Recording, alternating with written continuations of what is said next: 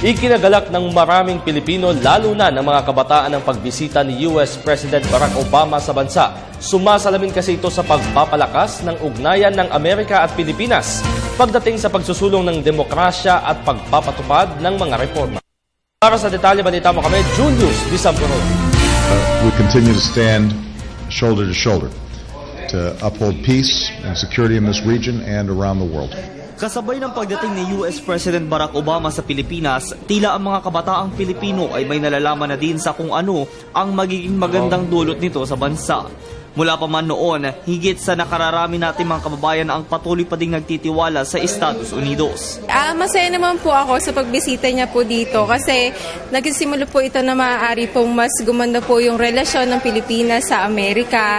At saka meron din po tayong mga kababayan na nakatira po sa Amerika. Kaya maganda rin po yun. Sabihin po na maaari po ma-acknowledge yung mga kababayan natin doon. Maganda po itong sign para mapakita na maganda po yung relationship ng Amerika at saka ng Pilipinas. At saka hindi po nawawala sa mga priorities ng US yung Pilipinas.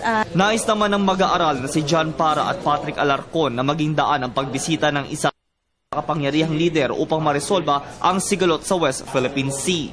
Napakagandang pangitain niya kasi para mas mapalakas pa yung natin, yung lakas militar kasi dahil medyo nabubuli tayo ng China. Sana itakal din niya dito yung issue sa Scarborough Shoal na matagal na natin pinag-aawayan dito sa bansang Pilipinas. Saka sana lalo na pang mapaunlad yung relasyon ng bansang Pilipinas at saka ang Amerika.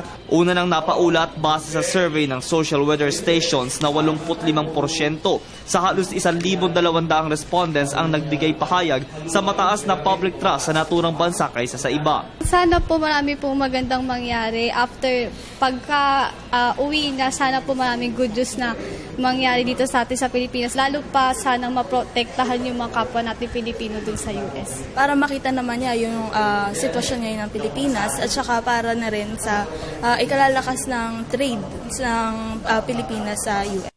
Naging inspirasyon din sana ang US di lang sa Pilipinas kundi sa buong mundo na sa kabila ng mga dagok sila'y nananatiling matatag at patuloy na umuunlad. Hindi masayang yung chance na yung pinunta niya dito, and sana yung pagkakataon na yun mas maging matibay yung relationship ng Philippines sa US, and also magkaroon ng maraming developments para na rin sa kapakanan na nakararap.